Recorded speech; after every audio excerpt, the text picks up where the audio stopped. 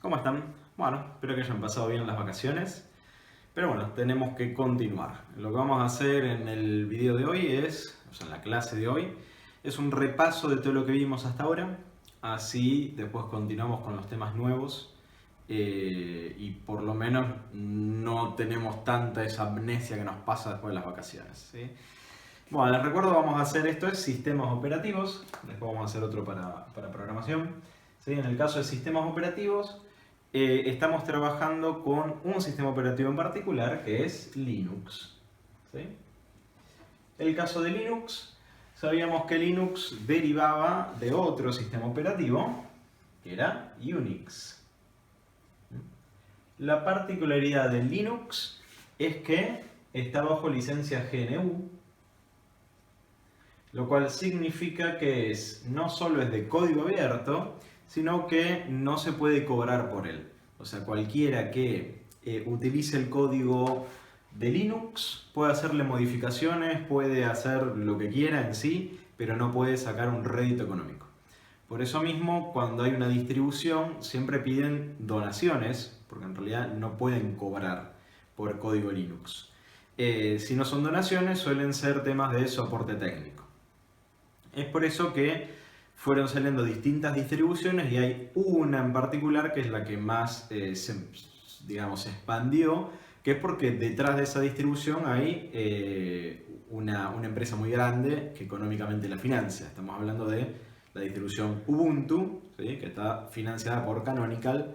Entonces Canonical puede ser capaz de mantener el sistema actualizado, funcionando y con empleados propios gracias a que, bueno, hay una empresa atrás de esto que no es que le cobra a la gente que usa Ubuntu, en realidad de nuevo, no se puede cobrar, pero sí cobra por soporte técnico para las empresas que usan Ubuntu como servidor. Entonces cada vez que necesitan soporte técnico o también ofrece servicios en la nube que son pagos. Entonces así es la forma en que se financia. Bien, entonces de Linux sabemos que había al menos tres distribuciones principales, ¿sí? Una era Slackware. Estamos hablando de distribuciones principales como las que más derivados tienen después, ¿sí? Red Hat y Debian. Al menos estas son las que más distribuciones después van a tener, más distribuciones hijas van a ir teniendo. En el caso de Slackware es una distribución que está pensada, acá no me acuerdo si va con la seca, es una distribución que está pensada más para el público técnico, o sea, más el público hacker, hablando lo que verdaderamente significa la palabra hacker, ¿sí? Que es alguien que entiende mucho de informática, ¿sí? No estamos hablando de alguien como un cracker que lo usa con temas ilegales.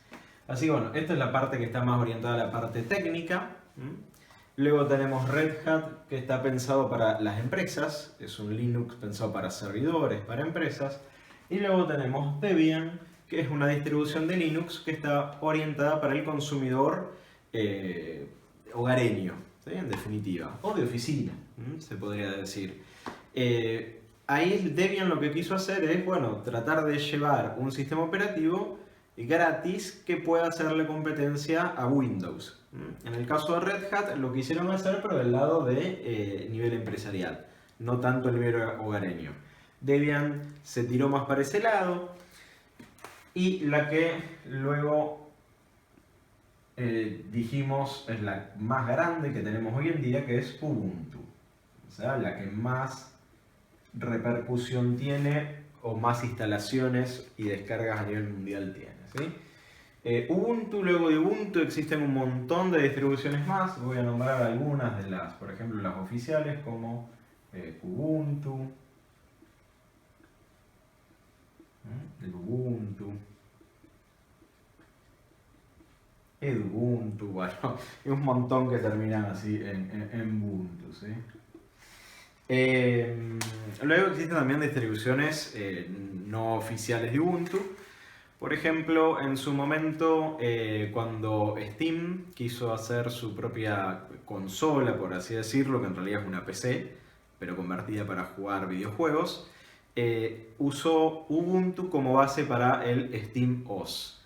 ¿sí? Luego, bueno, se decantó por usar Debian. Porque en realidad Ubuntu tiene una velocidad de actualización muy grande. O sea, salen versiones nuevas de Ubuntu todos los años. La diferencia es que cada 2 años sale una versión LTS. ¿Sí? Entonces, por ejemplo, hoy, este año, tenemos el Ubuntu 20 LTS, es la versión que tenemos hoy en día. Las versiones LTS significa que es con soporte técnico extendido, o sea que va a tener varios años de soporte técnico, o sea, si yo lo instalo hoy, en el 2020, esa distribución la voy a poder mantener actualizada, o mejor dicho, la versión 20, la voy a poder mantener actualizada de acá a 4 años más, si no mal recuerdo, creo que es un periodo de 4 años con soporte y después 2 años más o 1 año más de soporte extendido. O sea que solo de fix de seguridad. Eso está bueno por si uno tiene que instalar servidores, que es el caso de nuestra materia. Porque en nuestro caso, si yo voy a instalar un sistema operativo en el servidor, quiero que tenga soporte durante mucho tiempo. Porque los servidores están prendidos todo el día, todo el año, y no puedo permitirme que haya fallas de seguridad o que a cada rato tenga que actualizar el sistema operativo. Entonces, por eso existen las versiones LTS. En el caso de Ubuntu son las versiones pares. O sea que la 20, la 18, la 16, la 14, ¿sí? Todas las versiones pares son las LTS. Y todas las intermedias son versiones que traen actualizaciones superiores a la LTS, o sea, tiene cosas más nuevas que la LTS, pero que el soporte técnico que te ofrecen es de 1 año nada más. ¿Sí? Entonces no son recomendadas para tener instalado en un servidor, sí quizás en una casa. O sea, el año que viene, cuando salga Ubuntu 21, bueno, tranquilamente alguien en una casa podría instalar Ubuntu 21, sabiendo que luego va a quedar obsoleto y van a tener que actualizar Ubuntu 22, Ubuntu 23 y así. En cambio, las versiones LTS te garantizan que durante 4 años va a seguir actualizado. No va a tener nuevas características, o sea, así como vino, así quedó. Pero sí va a tener nuevas actualizaciones de seguridad. Bueno, esto era un repaso de lo que son las distribuciones de Linux. Cada distribución tiene sus características, o sea, hay distribuciones que están pensadas solo para educación, hay distribuciones que están pensadas para oficina, hay distribuciones que están pensadas, de nuevo, para el mundo hacker. O sea, hay sabores para Linux para todos los gustos. Las distribuciones, la particularidad que tiene, a diferencia de Windows, es que traen los programas instalados, o sea, gran parte de los programas de esa distribución van a venir instalados. Por ejemplo, en el caso de Ubuntu, suele traer el navegador Firefox y en el caso de paquete de ofimática traen el LibreOffice. O sea que siempre que instalemos un Ubuntu va a venir con Firefox y va a traer el LibreOffice instalado, o sea que ya puedo empezar a trabajar con lo que vendría a ser el equivalente a Word, Excel, PowerPoint de Ubuntu, ¿sí? O sea, la versión libre. Luego de esto vimos el tema de que no existe una interfaz gráfica única para Linux. Las interfaces gráficas, bien, hay distintos tipos de interfaz gráfica y cada Linux, o sea, cada distribución, mejor dicho, adapta el que quiere. Cuando hablamos de Linux hablamos del núcleo, del kernel. Recordemos ya que está eso. Nosotros tenemos el núcleo del sistema operativo, el kernel, ¿sí? Que luego, ¿cómo interactúo con el kernel? Bueno, el kernel lo interactúa a través del shell. El shell es, en el caso de Linux, nuestra línea de comandos, ¿sí? Y luego, ¿quién interactúa con el shell? En realidad interactúa el usuario, ¿sí? Ahora bien, yo puedo poner el usuario acá si estoy interactuando sin interfaz gráfica. Si no, voy a tener una capa más, que es la Graphic User Interface, ¿sí? Y luego voy a tener al usuario, que va a ser el que va a interactuar con el sistema operativo. Entonces, el kernel siempre es Linux, ¿sí? Luego el shell, puede haber distintos tipos de shell. En general se utiliza el bin bash, ¿sí? En general, en el caso de Ubuntu, hace uso de este shell, ¿sí? Y después las interfaz gráficas, podemos tener distintos tipos de interfaz gráfica. Por ejemplo, podemos tener group, KDE, Mate, ¿sí? Bueno, y muchas más, LXDE, entre otras. Las interfaces gráficas lo que hacen es que están orientadas o se parecen más a determinados sistemas operativos ya existentes. Por ejemplo, perdón, escribí group ahí. No, group es inicio, el gestor de arranque, group. Acá es nom. Perdón, ¿sí? Por ejemplo, en el caso de nom, se parece mucho a la interfaz gráfica de macOS, de los equipos de Apple. En el caso de KDE, se parece mucho a Windows, por ejemplo.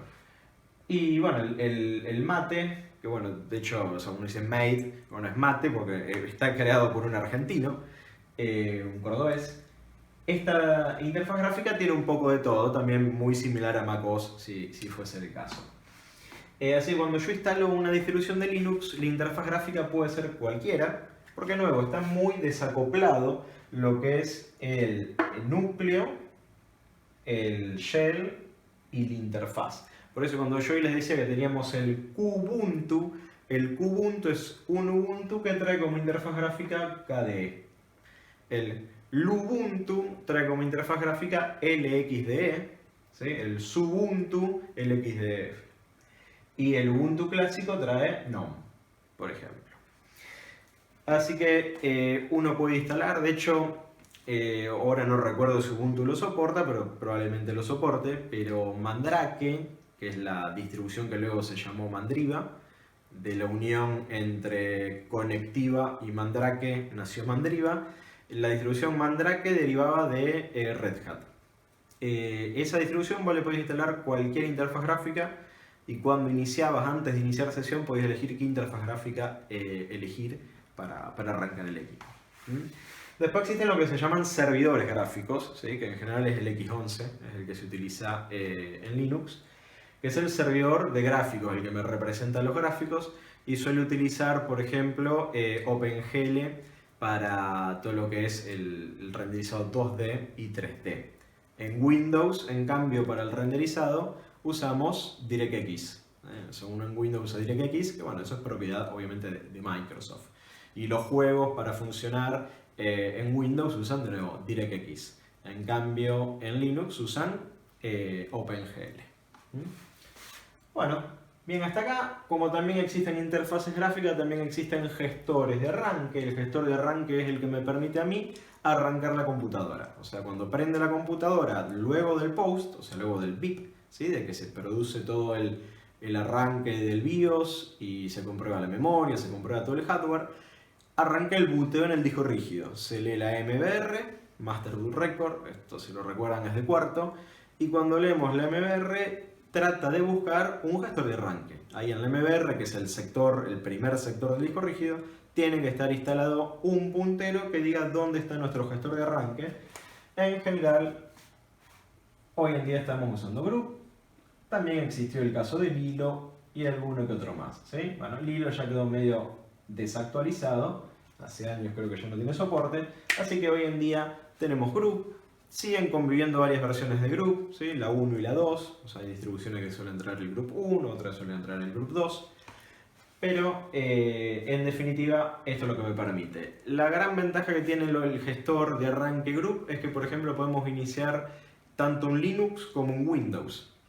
Esa es la gran ventaja. En cambio, Windows, cuando yo tengo instalado un Windows, solo me va a arrancar Windows, nada más, no me arranca Linux, ¿sí? En cambio, si yo tengo instalado Group, voy a poder arrancar múltiples sistemas operativos. Bueno, bien, hasta acá. Luego vimos el sistema de archivo. El sistema de archivo, a diferencia de Windows, no está dividido en unidades con letras. En Windows nosotros tenemos que las unidades se dividen en C, D, E, F, ¿sí? Y así es como identificamos las unidades y las particiones en el disco rígido. Puede ser inclusive hasta una unidad óptica o un pendrive, lo que sea, se identifica con una letra. En Linux eso no funciona así. Linux tiene un sistema de archivos jerárquico donde barra es todo, esa es la raíz de todo mi sistema, y de ahí van a estar colgadas todos los demás directorios. Por ejemplo, algún directorio puede ser el bin, donde tengo los archivos binarios del sistema, el lib, donde tengo archivos de librerías, los que nosotros conocemos en Windows como DLLs, acá son SO, la extensión. Después tenemos el home, que acá es donde están los archivos del usuario, etc, que es donde están los archivos de configuración, var, que es donde están los archivos variables del sistema, acá suelen instalarse los servidores y los archivos de los servidores, así que lo vamos a estar usando bastante. ¿Sí? TMP, que me permite tener archivos temporales, que tiene una diferencia del temporal de Windows. La gran ventaja que tiene el TMP de Linux es que cada vez que reiniciamos el equipo, todo el contenido de TMP se borra automáticamente. O sea que no es que necesitamos un CCleaner tipo como Windows o tener que andar borrándolo a mano, sino que en Linux directamente todo lo que guardemos en esta carpeta especial se va a borrar luego de reiniciar el sistema. Inclusive, bueno, lo que yo les decía, podemos tener un directorio que sea MNT, que acá suele haber puntos de montaje. Por ejemplo, tranquilamente yo podría tener un pendrive acá y llamarlo pendrive. O sea, no es que lo voy a llamar A, B, C, D, J, ¿sí? Pendrive. Y este pendrive que me apunte a mi pendrive físicamente hablando. Entonces, todo rige desde barra. No hay nada que está separado. De nuevo, no es como en Windows que tenemos A y B no lo podemos utilizar, pero bueno, de C en adelante, porque A y B quedaron reservados históricamente para las disqueteras, así que bueno, no están disponibles. Pero bueno, de C en adelante, en cambio acá todo rige desde barra y es una manera más organizada de tener todo. Inclusive, bueno, los CD-ROM, o sea, las lectoras ópticas, las unidades ópticas también entran dentro del punto de montaje, se llama, ¿sí? Donde voy a tener todo mi sistema de archivo. Inclusive hasta discos rígidos puedo tener, o particiones que van a ser directorios. Nosotros en Linux lo vemos todo como si fuesen directorios que nacen desde barra, ¿sí? O sea, todo nace acá. O sea, si yo estoy buscando un directorio, una partición, un pendrive, lo que sea, lo voy a tener que buscar en barra, porque está todo unido ahí. Bueno, luego de esto empezamos a ver comandos básicos. De los comandos básicos voy a repasar algunos. Como por ejemplo, si yo quiero ver qué contiene un directorio, el comando básico va a ser el comando ls. ¿Sí? El comando ls me permite ver el contenido de un directorio. Es el equivalente al comando dir de Windows. O sea, acá en Linux podemos usar el comando dir si queremos, pero nos va a aparecer todo en blanco, sin diferenciar los directorios. ls es mucho más completo, me permite ver los directorios en color azul, los enlaces o las carpetas de sistema en otros colores. O sea, los enlaces simbólicos me los pone, por ejemplo, en color celeste, con un fondo blanco, bueno, depende, hay amarillos. Así que el ls es mucho más completo que usar el comando dir. ls, si yo le agrego flags, o sea, lo que vendría a ser argumentos extras, me permite hacer otras cosas. Por ejemplo, si yo digo ls-a, me permite ver los archivos ocultos. Y si yo a ls le pongo -l, me permite ver un listado detallado con fecha, hora, modificación del archivo, permisos. Y puedo combinar ambos si quiero. Puedo poner ls-al. Y de esa forma poder ver un listado detallado con los archivos ocultos, por ejemplo. Luego tenemos comando cd, que este funciona igual que Windows. O sea, con el comando cd yo puedo cambiar de directorio, change directory, ¿sí? Así que de esta forma yo puedo decir, bueno, quiero moverme a tal carpeta. Supongamos que quiero ir a la carpeta fotos del usuario, no sé, Juan. Entonces voy a poner cd/home /Juan, que es mi usuario, ¿sí? /fotos. Así que de esta forma me moví a la carpeta fotos, así que todos los comandos que vaya a ejecutar de ahora en más van a ser sobre la carpeta fotos. Si yo quiero volver para atrás, puedo utilizar, por ejemplo, cd punto punto. O sea, cd espacio punto punto y vuelvo para atrás. Si yo estoy en fotos y escribo cd punto punto, ¿a dónde voy a parar? A Juan. O sea que de ahora en más voy a estar trabajando en Juan. Y si pongo cd punto punto de nuevo, voy a ir a home. Y si pongo cd punto punto, me voy a barra. ¿Sí? Entonces, siempre con cd punto punto voy a ir volviéndome hacia atrás de la ruta. Luego vimos comandos como el touch, que me permiten crear un archivo vacío. Touch y el nombre del archivo que yo quiera. Me permite crear un archivo vacío. A diferencia de Windows, Linux no tiene el concepto de extensiones de archivos. O sea, yo puedo crear un archivo de texto que se llame texto sin necesidad de ponerle .txt, por ejemplo. En general las extensiones las usamos más que nada cuando trabajamos con interfaces gráficas para poder identificarlas. Porque si yo veo todos archivos que tienen todos un montón de nombres, no voy a tener idea de qué se trata. Entonces se le suele poner extensiones a los archivos como txt, mp3, bmp, jpg para poder saber de qué tipo de archivo se trata ese, ¿sí? Pero bueno, no es obligatorio ponerle extensiones, pero bueno, sí es una buena práctica para que sepamos de qué se trata ese archivo. Luego, si yo quiero ver el contenido de ese archivo, puedo usar, por ejemplo, el comando cat. Me va a mostrar el contenido de ese archivo de una sola vez y no voy a poder interactuar. Si es un archivo muy grande, se me va a ir de pantalla. O sea, va a pasar todo el texto que contiene y se me va a ir de pantalla. En cambio, para eso puedo utilizar el comando more, que voy a poder ir bajando de a poquito, pero no voy a poder volver hacia atrás. Y con el comando less voy a poder sí navegar por este archivo de texto. Voy a poder ir para arriba, para abajo, para los costados y poder ir navegando. Así que tenemos estos tres comandos que nos permiten hacer distintos tipos de operaciones sobre archivos de texto. ¿Sí? Si queremos abrir un archivo binario nos van a aparecer todos símbolos, todas cosas raras. No es que se vaya a romper. Si yo hago un cat sobre un archivo de imagen, me van a aparecer todo contenido ilegible, pero bueno, no la imagen, obviamente. En Ubuntu tenemos un editor, que creo que todavía no lo hemos utilizado, pero ya que está, se los nombro, es Nano. Nano es un editor de texto, eso nos permite editar archivos de texto. Hay otros editores como por ejemplo Vi. Personalmente Vi no lo vamos a estar utilizando y no lo recomiendo porque es un poco complicado acordarse la combinación de teclas para el editar, para guardar, para salir, para un montón de cosas. Nano es mucho más sencillo, se maneja solo con control, o sea, quiero guardar, control W, quiero salir, control X, quiero hacer tal cosa, no, control W para buscar, control O para guardar, control X salir. Entonces es mucho más fácil, además abajo en la barrita Nano les dice qué tecla tienen que tocar para hacer cada acción. Vi en cambio es una cosa, no sé, es muy fea. Así que les recomiendo, si después usamos editores de texto, vamos a estar utilizando Nano.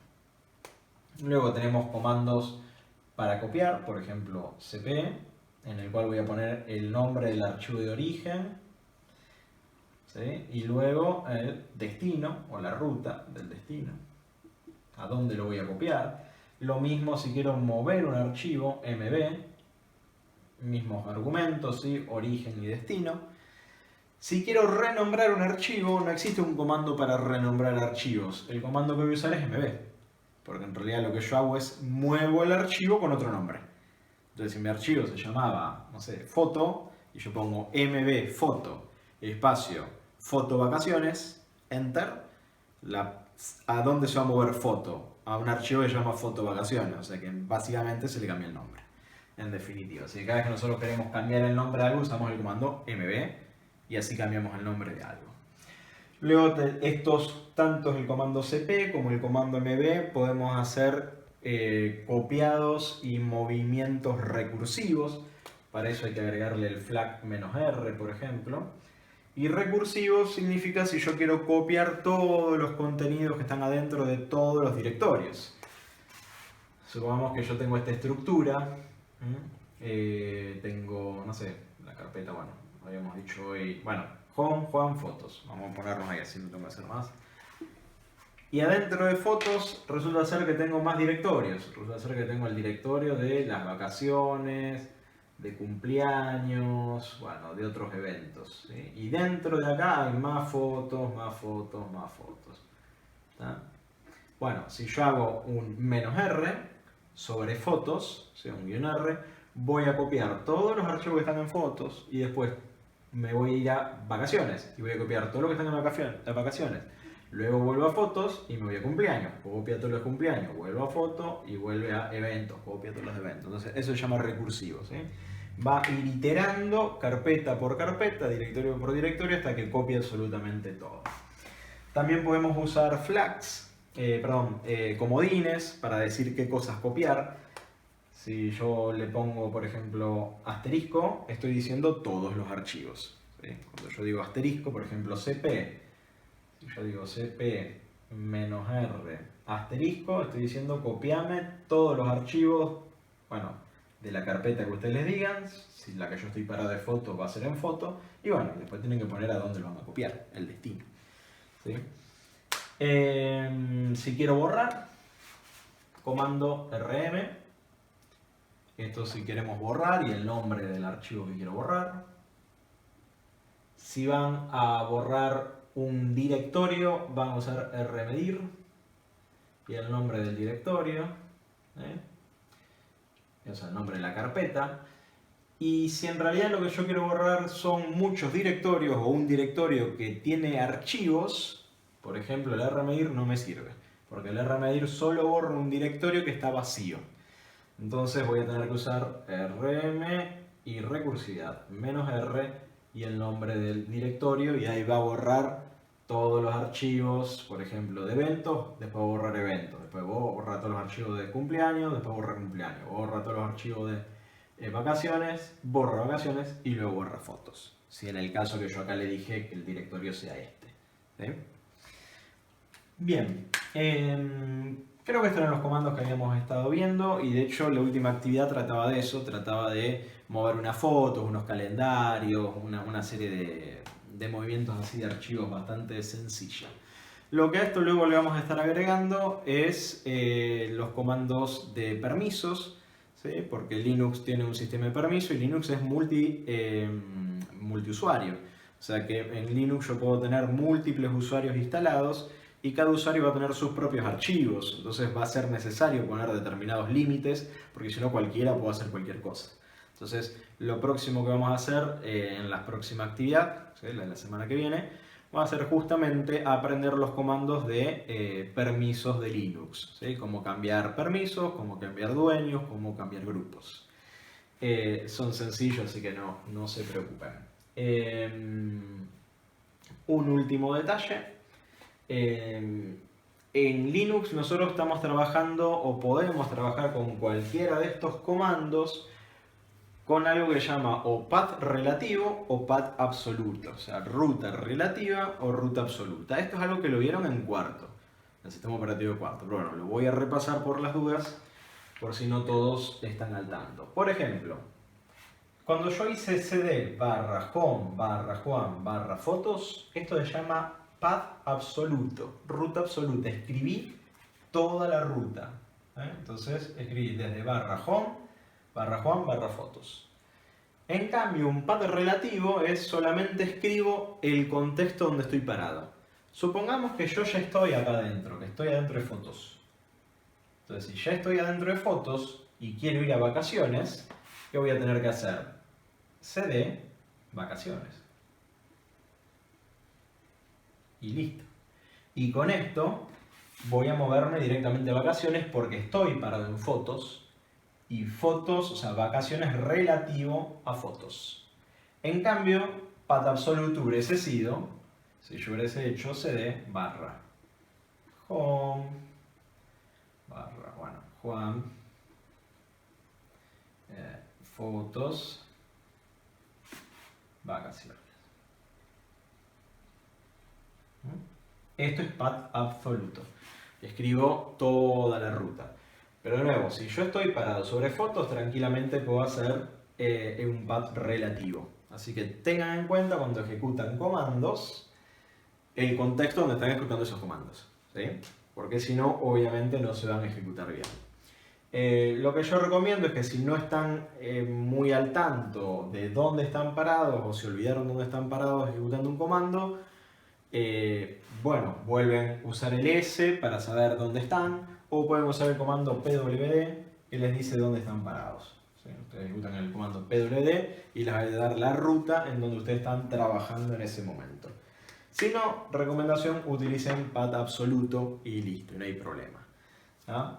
Esto también se los comento porque, bueno, algunos de los errores que corregí y que encontré en la última actividad que trataba de esto, justamente estaban estas diferencias, ¿sí? Entre path absoluto y path relativo. La mayoría lo manejo bien, pero bueno, lo aclaro por las dudas, porque bueno, es algo que vieron hace varios años y bueno, no está de más que lo repasemos. Así que bueno, cualquier consulta, cualquier duda que tengan, me escriben por el Classroom o me mandan un WhatsApp. Nos vemos.